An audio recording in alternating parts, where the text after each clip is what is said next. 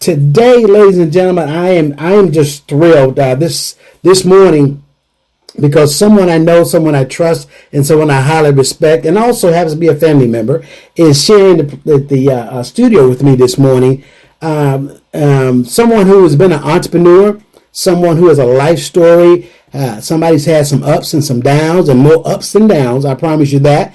A business owner, educator, and I mean just an all-round person. And the one thing I will say, she loves helping a lot of people.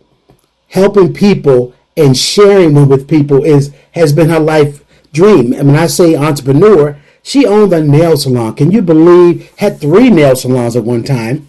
And way back in the day before the nail salon became so popular, she was a trailblazer in Durham, North Carolina, and had hers. And let me tell you, it did the whole number. And I'll give her a chance maybe a little bit to talk about that. But more importantly, she has gathered degrees and done lots of positive things, helping people to do a lot of things. And I wanted to have her here because the topic today is about setbacks. Setbacks, something that looks like a setback, but may not be a setback. And I'm sure you heard me say the morning quote of the day, talking about don't let a bad day turn into make you think you have a bad life. And sometimes it's about perspectives, how we look at things. So with that said, today we have Miss, I call her my star who she is, Miss Phyllis Massenburg. How are you doing, Phyllis? Doing great. Good morning. Hey, listen, I am so thrilled that you have decided to do this, and I've been wanting to have you. And I know you probably felt like, well, hey, he gonna get me eventually, because I know you were kind of avoiding it a little bit. But understand, our conversation, exactly right, is going to be just this, a powerful point. But as we have been talking many times about setbacks, something that looks like a setback, but I know, and I think I want to lead this off with my story, because you all didn't know this, my audience, but I have been on a grind.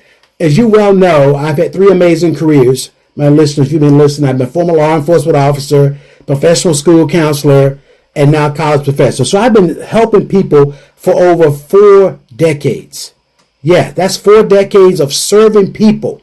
And recently, I have decided to revisit something that was birthed in me nearly 20 years ago.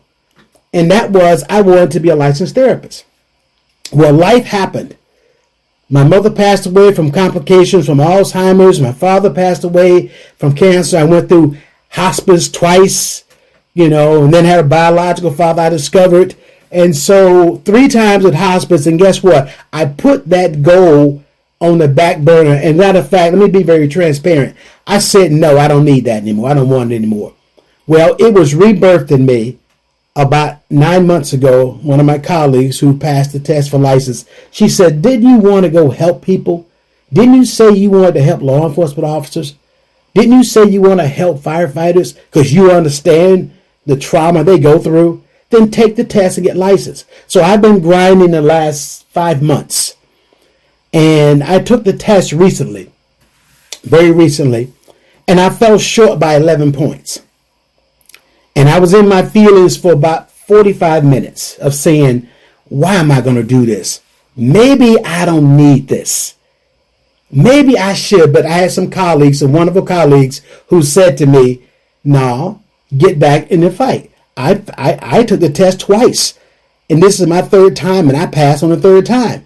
The first time doesn't mean you're not qualified. It just means now you know how the test looks now.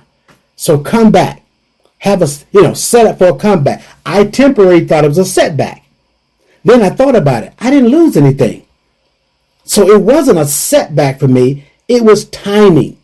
So now that I've shared my story with you, and by the way, I'm taking that test again, and I will pass. Absolutely. That's going to happen. I don't care. I'm going to pass it. So Phyllis, you and I had a conversation about that. So if you would, give me some feedback. That's when I got concerned, and I knew that we needed to have this conversation. And I appreciate you bringing me on the show this morning for us to have this conversation. Because when you say you had a setback, that's when things started coming up in my mind about how I had made plans, taking requirement exams, standardized test exams. In my case, taking the LSAT, preparing to go to law school, and not passing by the score that I wanted to. And so that's why I want to say, no, you have not had a setback, because I realized what came out of me not passing the test the first time. It was a blessing in hindsight that I didn't pass the test the first time, because in my mind, I'm thinking that I'm going to be returning to law school. I have not shared my history with your audience, but I was preparing to return to law school. I had done 2.5 years. Law school was 3 years. I had done 2.5 years of law school, and I felt like I needed to get back to it. But because of my marriage relationship, I was not able to continue school at that time. And life happened, and I moved into, as you say, entrepreneurship in a salon, which turned out to be a $1 million salon for years. The pandemic made me take another course from the salon, but I had originally set out to go to law school. But now, with me trying to go back to law school, I realized that I now needed to sit for what they consider the LSAT exam. The only law school that I wanted to attend was North Carolina Central University, right here in my hometown of Durham, right down the street from me.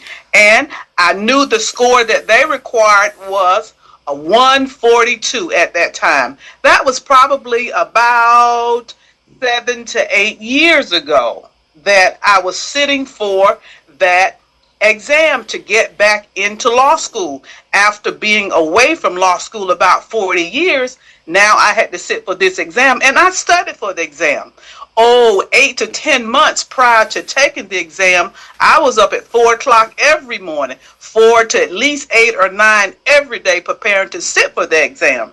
And I never will forget, they needed a 142. My score was a 138. I had missed it by about 4 points. And because I had been in law school before, my friends would say, well, you need to have that conversation with them that they can give you those extra points because you've been there before. But no, I realized that it was a process to get into law school, because that's the point where the key is to get out of law school. And so you want to be qualified to be in there. So I wanted to go through their process.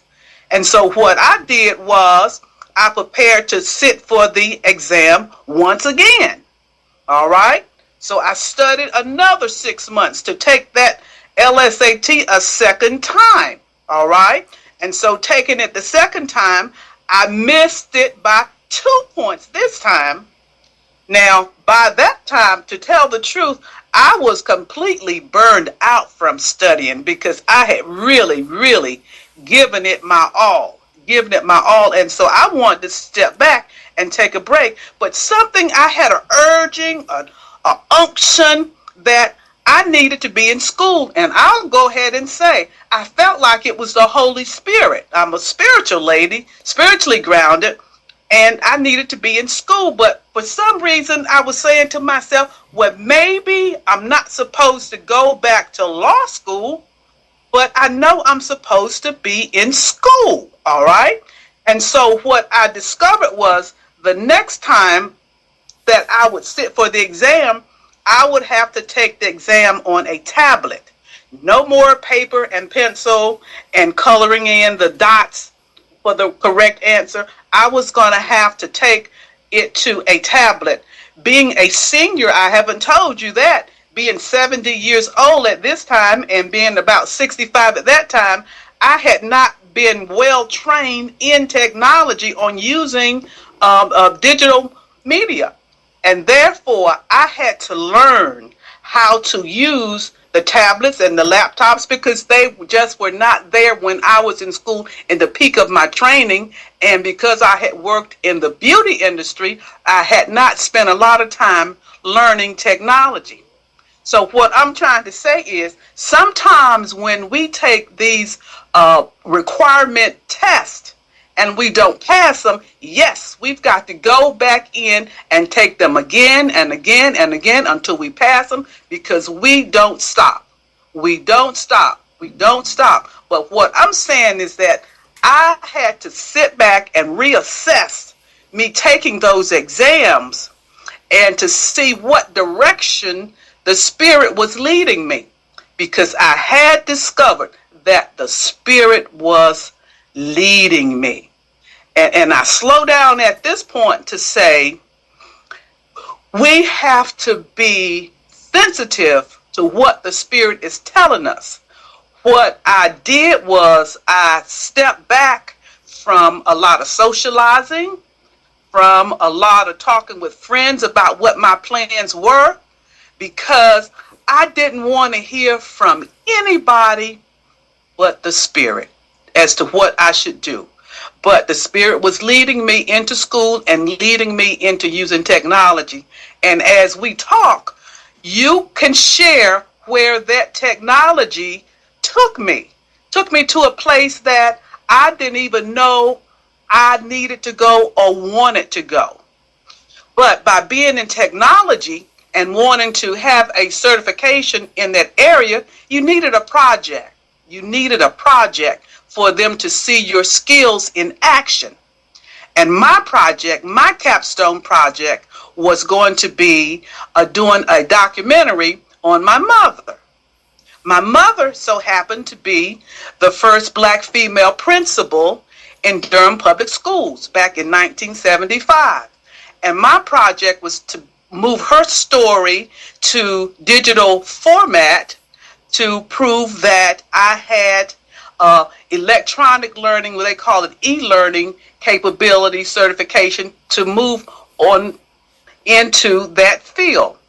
And so my point is, when I moved on to get ready to learn how to use a tablet to sit for LSAT, that's when I discovered that I really enjoyed working with information technology. It led me into another area, and that other area is what I was going to use to present to my professors for my Master's of Education. Just so happened, the Durham Public School Board of Education was looking for a name for an upcoming elementary school that they were building. And it's interesting how the Spirit works. I had my television on one afternoon, and I saw where they were asking for assistance for the name of that school, and I was looking at the website that I was building for my mother. And I said to myself, this is the name they're looking for. This is the name they're looking for. Her name was Betty Massenburg, and so it jumped in my mind that she could be Massenburg Elementary School. And as it has turned out, the school has been named Murray Massenburg Elementary School, Murray being Paulie Murray, and Betty Massenburg, their names combined to be on that school. But my point was that I was going down one road, and then I realized that the Holy Spirit was not giving me the results that I thought I was supposed to have. All right? Those are results that I thought I was supposed to have. If I had gotten those results from the LSAT to go into law school, I would have never made that detour to have my name, have my mother's name put on that school. Pause right there. Pause right there. Came to mind. All right. Let me tell you something. Woo! There's so much stuff you just talked about. Listeners, I hope you heard that story. She was headed one direction, the law school. And by the way, she was qualified. She was going to pass that test. 1 or 2 points away, she's going to be in law school again to finish up what she had started. But the Holy Spirit gave her a shift, turned it away from that to what she was uncomfortable with, the electronic e-learning. And now look what happened. She had to do a capstone project, a documentary, and so she chose her mom. You heard her say her website. So she built the website, for her mom. And now sitting in the television through another force of media, she sees that they're looking for a new school, the name of a new school they're building. And she decided, oh my God, the Holy Spirit said, this is where I want you to go. So oftentimes, Phyllis, it's like if we are tuned to the Holy Spirit or tuned to what we're supposed to be doing and not in our feelings, we can find our path. We can find our path. We can find the purpose for which God has put us on a mission. Exactly. It's not a permanent mission, a temporary mission, but it's about his mission on purpose where he wants us to be working. Yes. And so now, because you went down this path, there's a school now. It was a 5-year process, I'm sure, or more, to get her name on that brand new $90 million school. And there's a book that was written. New school, elementary school. It is a state-of-the-art school. No, I've never seen anything like it before. But how this came about and that name, because there's power in a name.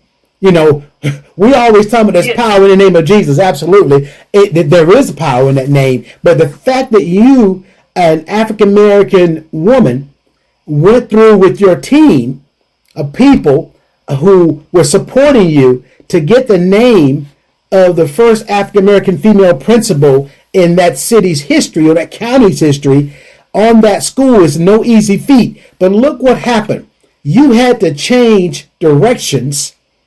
You had to be obedient. You had to see, and I know there were lots of stumbling blocks along the way, but they were not setbacks at all. Not at all. Not at all. We have to realize that sometimes on our journey, we have to take a pause. We have to take a pause.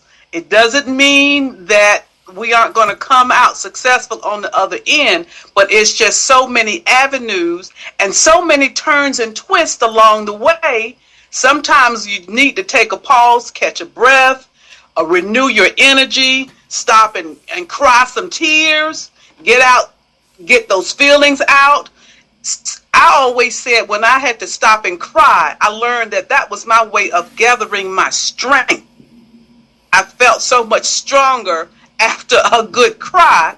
And so I learned that sometimes you need to stop and cry to gather yourself, to gather your emotions, to get back on the path. And so I thought about all of that when you shared with me that you were not successful with your exam this time. And I just thought to myself, okay, you definitely going back and you're going to take it and you're going to take it until you pass it. And I want to share with you that I was going to take that LSAT and keep taking it, but I had a umption that I needed to take another course, another direction.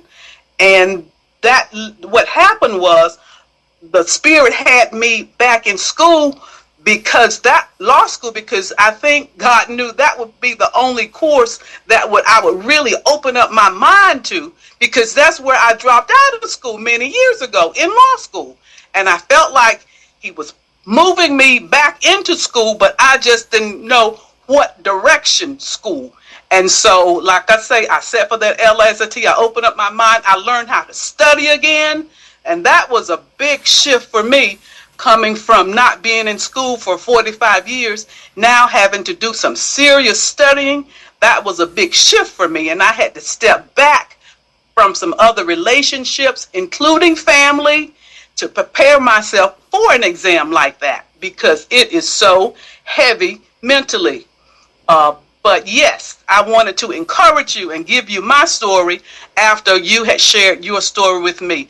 Press on, Maurice. Yeah. Press on. Yes. That press on part, I really appreciate you giving me those kind words. And I hope my listeners are understanding that sometimes we have to look for what we want. However, in the midst of it, Stop for a moment to regroup. Am I really hearing God? Am I on the right path? Do I need to make a detour? Do I need to change lanes? Because sometimes, hey, do I see the red light? Is there a green light? Is there a caution light? What do I need to do? And be patient and get till you get your answer, versus oftentimes many people just jump into something because that's what I want. Capital exactly I. Right. It should be little I. Sit back and let God, especially those of you who are of faith, who understand that there's a higher calling for me, and opening doors. And your steps are ordered. Yes, your steps are ordered, and so therefore, if you are listening to that and being in tune, you can open up doors. Because had she stayed on her path, she would have missed the big calling, the legacy of all of the idea of. There's a book about her mom now. It's sold on Amazon. There's a school that will always be there, named after not only her mom but another powerful woman. And that's very rare to have women. There's a mural on the wall. When I walked into the building, I lost it, because when I saw her picture on the wall, then I'm thinking, oh my gosh, look at this. And this was a lady that was instrumental in me becoming an educator. She was instrumental in a lot of things that I have accomplished over life. How many of you know you got those family members and aunts and uncles who pour into you from different reasons? And even though I didn't see it at the time, but now that legacy is because Phyllis detoured. You see, what looked like a little setback, those scores, 3 points away. I mean, you're sitting right there so close, and you can just taste it, and you think, oh, I know for me, when I saw those 11 points for me, and I look back at it, that temporary, like, oh man, overthinking, I realized I overthought on some questions. It was critical thinking, and if you overthink, and to be honest with you, I overthought on some questions. I should have kept it simple and basic, but sometimes that little temporary, it wasn't my time. And, we're going to take a break in a moment. Then when we come back, we'll finish up on this story here on WDRB Media. Hold on, guys. We'll be right back. As we're back here on WDRB Media, the voice of the community, for the It's About You radio show. We just finished the first segment of this show, and I'm sitting here just in awe of what has happened, the transparency that has happened thus far. We've been talking about, if you just joined us, we've been talking about how things look like a setback, but are they really a setback? And how do we pivot? How do we adjust? Because our quote for the day this morning it says, don't have a bad day, make it feel like you have a bad life. And so sometimes we get caught up in those feelings. And my guest here was sharing her story. Miss Phyllis Massenburg, she was sharing her story about how she had failed the exam for law school twice, by so close. But then during that time, God pivoted her. The Spirit pivoted her to a new place. She wanted to be in education, and she has been in education. And as a matter of fact, if you would, Phyllis, tell us about how you've helped use your education with the senior citizens. Okay. Well, most recently, I mentioned that I was successful and the Team Betty was successful in the Maurice Massenburg Elementary School naming process. And by having to step back from the salon business, from the nail business, because of the pandemic, we were shut down for 90 days, I believe, in March of 2020 because of the pandemic. And during that time, that's when I realized that I had this new skill set. I talked about working on the website for my mom, and that even grew into a book. After her name was used for the school, I says, anybody whose name is on the school, a book needs to be written about them. And so it was, to tell the truth, a fairly smooth transition from moving her information from website, and she had done some autobiography on herself. And so it was fairly easy for me to move all of that information to a book that you mentioned. was on Amazon. And so we were talking about, what were we talking about, Maurice? We're talking about making a pivot. Yes. Okay, all right. And so you pivot to helping the senior citizens. That's what we were talking about. And so this new skill set, who needs this skill set from me now? At this point, I had never been a teacher, but I wanted to use these new skills with, I'll say, my people. When I say my people, I mean senior citizens, because I'm a senior. Who needs my skills? All right. I figured the younger adults did not need my technical skills. Let me share it with my senior citizens. And sure enough, I went down to the Durham Center for Senior Life here in Durham, and they were looking for a technology coordinator. Can you believe it? They were looking for, I'll say looking for me, and I was looking for them. And so timing, I think that's something that we might talk about even more today. The timing for me showing up there, again, I'm thinking the Holy Spirit sent me there at that time. And so I have been down there for 3.5 years. I was being paid on a technology grant that has since run out, so I'm no longer there. But I got 3 years of, I'll say, practice technology training to senior citizens. And I found out early on that that was something that was truly needed. We talking about bridging the digital divide. These are seniors that were never trained on technology and basically have retired, a lot of them, and the world has changed. Now all of a sudden they need the internet. They know nothing about the internet. And so I felt like that was a really good place for me to serve people. That gave me a good opportunity to serve. And some of the disadvantaged, homeless, all needed some help with their phones and technology skills. And so I felt good down there doing that. And so what I have learned in my senior years here is that I'm really a good teacher. I found out late in that pivot, I found out that I'm a good teacher. And then, of course, then I think about, I grew up with a teacher. My mom had been a teacher, and so it's kind of in my blood. So again, I see how my life has been pivoted once again. I'm almost into a chapter 3 of my life. Chapter 1 being the salon, chapter 2 working with the seniors for that number of years, and now chapter 3 I'm looking at possibly sharing more with young people now that I'm feeling confident with my teaching skills. And so that's what I'll stop right there and see what you think about that. Again, timing. One thing has kind of led me to the other, but I've been building on what I had been doing previously. And so it's like it helps me move forward, because what I know is we are supposed to constantly move forward in one way or another. Absolutely. Listen, and here's the beautiful part about this. Timing. Timing is every single thing. I say this.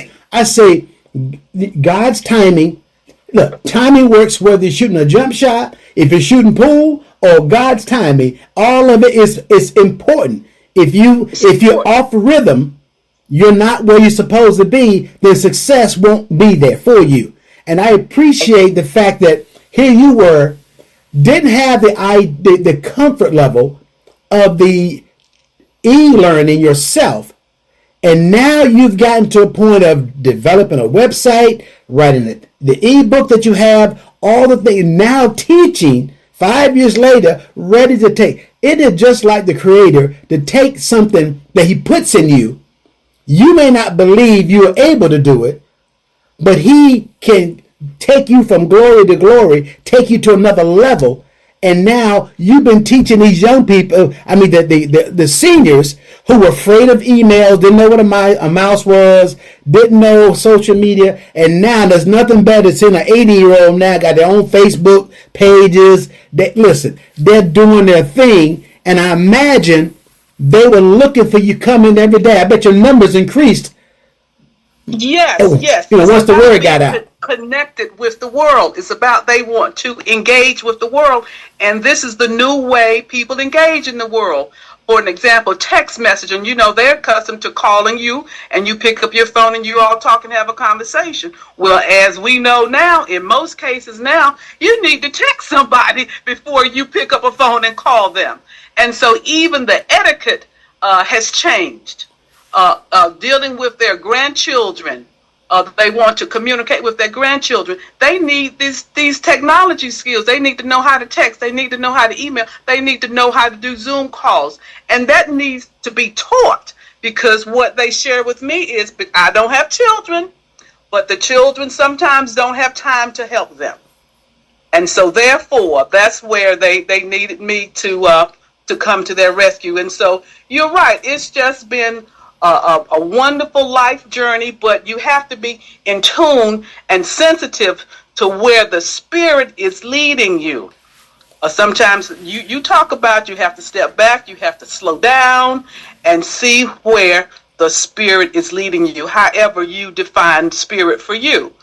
For me, it's the Holy Spirit. Yes. But yes, it's been a wonderful, wonderful life journey. I feel so very blessed. I must say that my health has been good, and I am trying at this point to get my fitness level even higher, because dealing with children, you're going to have to move and be active. And so that is leading me into trying to be more healthy, right. Exercise, eating properly. And so one thing just leads right to another. I've been blessed that I had the foresight, discernment to move when it was time for me to move in another direction. That is so true. And I'm so glad that here you were, a successful entrepreneur, going back to law school, and in the midst of all that, God said, nope, I want you to be an educator. I want you to do here. I got a new plan for you. And my listeners, I want you all to hear that. You too may be listening to God as well and not moving yet.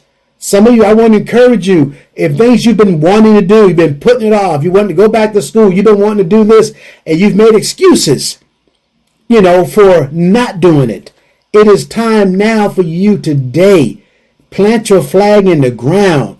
Say, today is the day I'm going to make my decision as to what I need to do. I've heard someone else say today, how she started this and then went to law school and was so close and probably would have been successful in law. However, God had another plan. Another plan. And break your plan down into small pieces, into small bites. Okay? We know where we want to go. We know what the goal is. Break it down into small steps. What do I need to do today to get to that point, say 5 years from now? Take it down into small steps so it won't be so overwhelming. But Absolutely. Make that goal and then break it down into small steps so it won't be overwhelming. What do I need to do today? That's right. And make those plans for today to get to that, I'll say, that 5-year goal. And along the way, like I say, it may be some detours. It may be a right turn, a left turn, but let the Spirit lead you. But definitely keep moving forward. Moving forward. Listen, the little steps, because you think about it, most people, the analogy of how do you eat a whole pizza, one slice at a time. You can't put the whole pizza in your mouth at one time. Even the personal pan pizzas, it's designed for one slice at a time, equally, and one bite at a time. Exactly. And as opposed to trying to accomplish all these great things at one time, sit back and listen and decide, well, wait a minute, let me see what I need to do. And sometimes you got to go to the right person, the right individuals in your life, the people you trust, the people who will have your back. I'm not talking about the negative haters. I'm not talking about negative Ned and Nancy. If I was you, old as you is, you shouldn't. If I were you, all that conversation, leave them alone. Because as Phyllis said earlier, you have to withdraw sometimes from people not let them know your plan, not letting them, and not letting the enemy know what your plan is, because they want to derail it or talk you out of it. Oh, discourage you. Yes. Discourage you. Discourage you. I even had a situation with some of my family when I started on this naming the school Betty Massenburg. All of the family was not supportive of that project. And so I had to make some very difficult decisions as to how to move forward. Of course, family love is ever present, but God instructed me. I could feel it, that anything that's going to get in the way of this mission, you destroy it. You step back from it. You get away from it, because this is going to happen.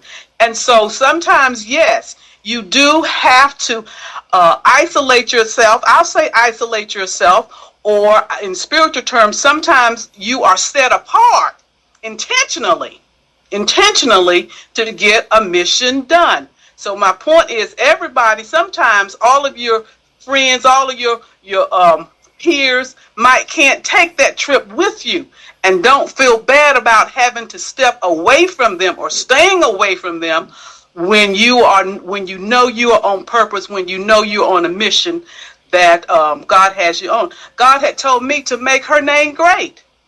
And so I didn't know what that meant, but my point is, I had to stay on his mission no matter what anybody else said about it. Yes. I had to stay on that mission, put a team together to help me do it. Thank you, Maurice, you were on that team. We got it done. Yes. We got it done. And so do know, sometimes you're not going to be supported by everybody, and that's okay, because they are on what they're supposed to be on. You don't know what they're supposed to be on. You know what you're supposed to be on. So you stay on what you're supposed to be on, and let everybody stay on their personal journey. And when we can come together and support each other, sure, we do that. But sometimes if you have to step out there alone, step out there alone. Mm-hmm. And sometimes with that team you're talking about, I have the analogy of a football team. They go to the huddle to communicate, and all 11 players are on the same mission. They know what play is going to be. They don't allow anybody in that huddle. You have to be on the team to be there. And oftentimes you got to find your own team of people. You got to find your tribe. Find your tribe who are going the same way you're going, so that when you have a temporary bump in the road, see, they put speed bumps on streets for a reason in residential neighborhoods to slow people down. And sometimes our Creator will put a speed bump to slow us down, to take a look and hear from Him and say, wait a minute, maybe I need to turn this way. Maybe I need you to stop this for a moment. Pause. Because life will happen. You'll have death in the family. You'll have divorce. You'll have temporary setbacks. They're temporary. And as you go to look and you got to regroup.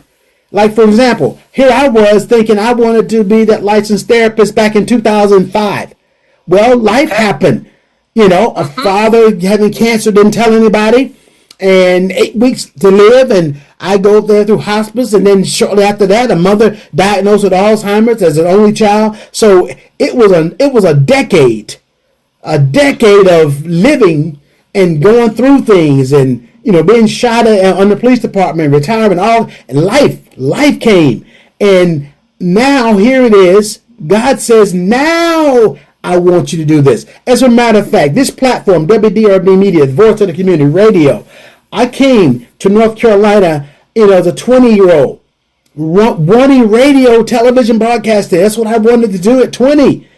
And guess what? It didn't happen. 45 years later, 45 years later, ladies and gentlemen, God brought WDRB Media to me. The doors open. His timing. I'm telling you, I never let go of the dream, the thought of it, but I thought it would never happen. But see, He prepared me all those.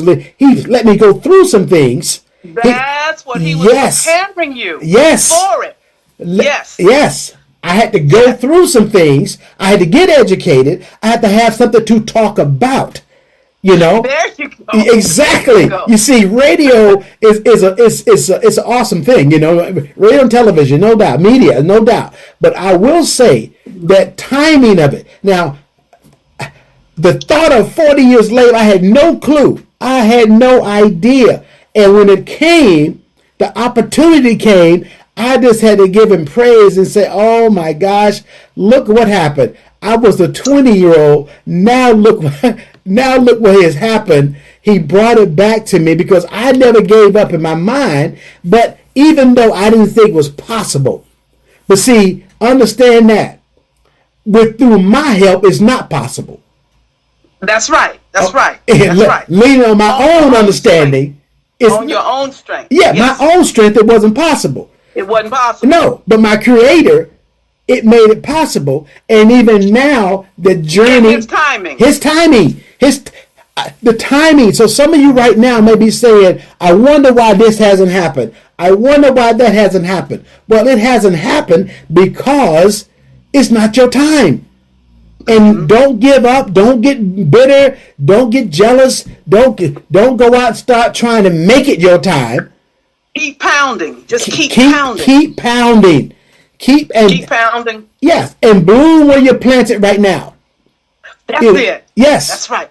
Be the best where you are right now. Yes. Wherever you find yourself, be the best right there now. And that Then part. you qualify to move forward. Yes. The best you are where you are now. Yeah, and sometimes it might mean that you need to go back to school to get prepared.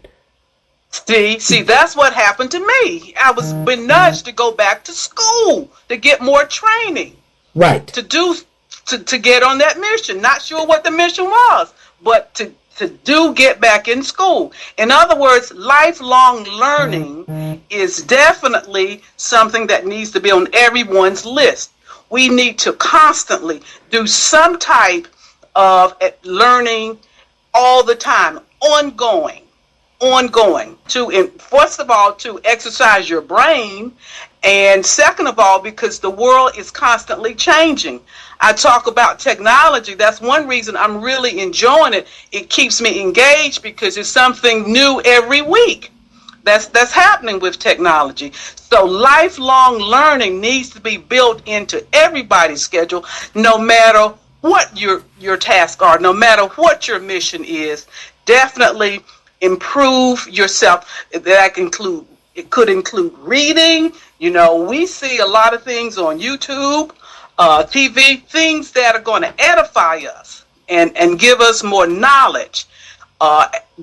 Should be ongoing. Lifelong learning is a good platform that I'm advocating for. Yes. Yeah, absolutely. And that journey, there'll be some bumps along the way.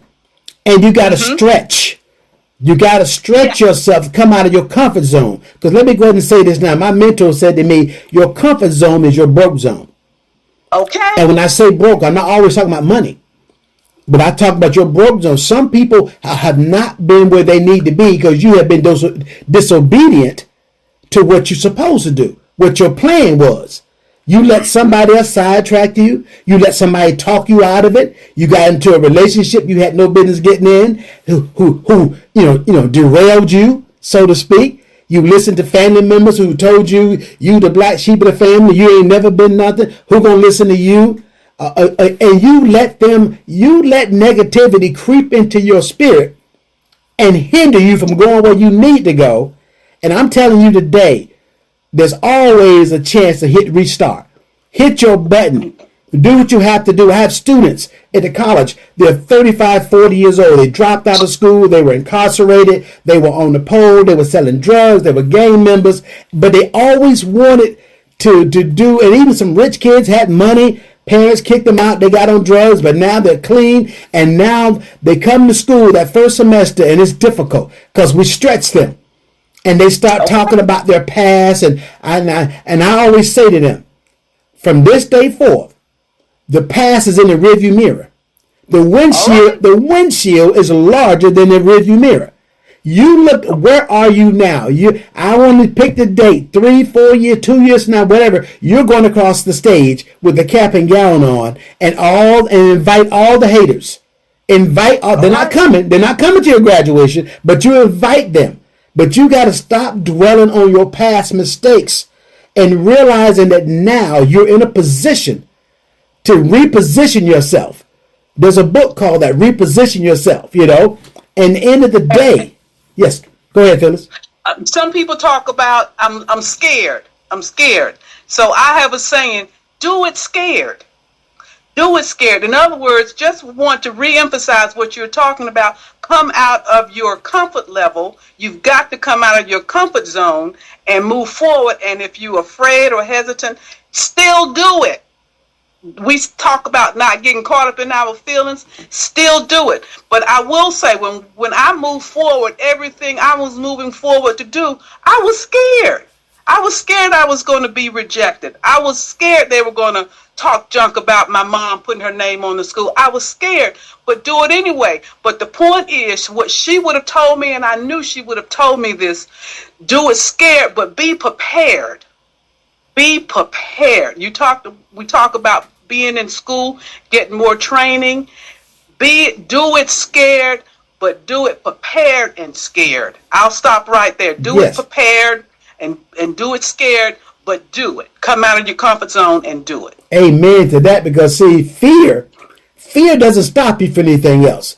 And that, some of you know the analogy of fear, false expectations appearing real. Okay. It's no. Fear is okay. Fear can help you to come out of, some of you you've been cooking real good all your life. You've always wanted to have a food truck. You've always wanted some skills. You want to be an electrician. You want to be a plumber. Or you've always loved gardening. You want to be going to horticulture. At the community colleges, there's so many programs that you can go and learn how to do those things. Some of you have been fixing hair in the apartment or house for years. You know how to do hair good. Go get your license. Go back to the school and learn, and guess what? Go in the shop, be legal with it, to be able to have your own someday. I don't know what your dream is. You know what it is. But the point of it is time for you to not to have a little temporary setback. And some of y'all have been sitting there in a setback for 10 years. As a matter of fact, that's a long setback. That's a long setback. Hey, we're gonna take a quick break. We're not the name of that book that we mentioned earlier. The book that you've written. Okay. Betty Massenburg, A Sharecropper's Daughter. Betty Massenburg, A Sharecropper's Daughter, on Amazon.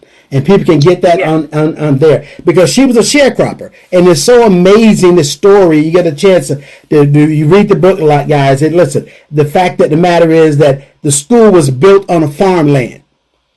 Okay? It was a farm way back in the day, but this school is built on that land, and now she came a sharecroppers, and that's powerful. And it's on Amazon if you want to get it. Feel free to do so. But the sub caption would be from the farm to the top of Murray Massenburg Elementary School. From the farm to the top of Murray Massenburg Elementary School. Betty Massenburg, A Sharecropper's Daughter, From the Farm to the Top of Murray Massenburg Elementary Schools. Yes. That's the full title. Yes, and when I drive by there, every time I go to that city, I gotta swing by and just look and give a wave to my aunt, and say, as my grandfather would say, "Go on, girl." He would say something like that. I can't look at that girl. That he'd be so proud of her. Her name is sitting on top of the roof, on top of the school. Top of the school. That's exactly right. And it's so amazing. But I want to thank you so much for sharing with us today this amazing information. But I want to let people know that, listen, timing is everything. We've been talking about that. And it's time to stop making excuses, getting stuck. I heard something that was a couple Sundays ago that just, I was sitting in the place of worship, and it hit me. It talked about, and it fits for what we're talking about today, that many people are stuck. There's this thing that says, on your mark, get set, and you know what goes after that? Go. And many of you have been sitting on your mark, get set. You've been getting set for 10 years. You've been sitting, get set for 15 years. This is what he said. He said, when you going to go? And here's the part. Here's the part that blessed my socks off right here. Are you ready? Here's the part.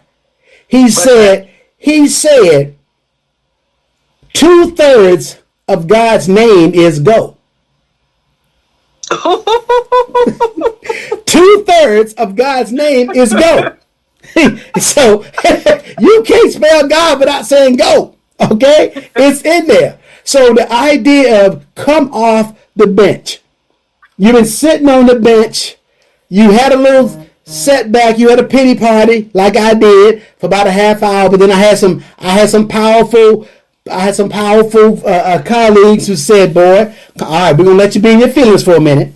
We're going to let you be in your feelings. I've been in the feelings. Each of them had failed an exam, and now they're both licensed. And one of them's a licensed massage therapist, has a PhD, but she's a licensed. She always wanted to do massage therapy. Now, she has a PhD, okay? You would think, oh man, PhD, you got it made. But she wanted to be a massage therapist. And oh my God, I'm gonna interview her one day. It's powerful, and she has amazing hands. And the other person who was a professional school counselor as myself, but she had failed the other test and got the same score. Passing score was 93. She got 89 twice. And so she said, I felt like giving up. But for her, it was good to continue. She passed the test last December. Now she's a licensed therapist. So my whole point is, if I've seen this, it's my gift. I got to walk in that. Phyllis's gift was to take a detour, and that detour was perfect. She was in God's alignment. It was perfect. Because everybody's passion, everybody's path is not going to be the same.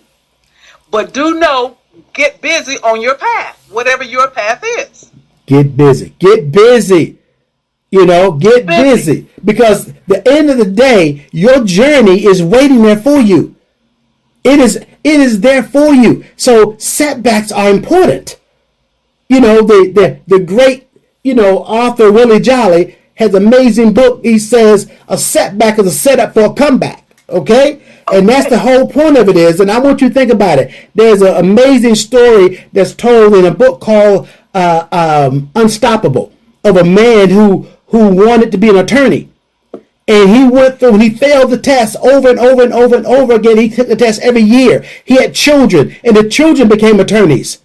Both boys became attorneys, and he would work with them in their practice as a law clerk.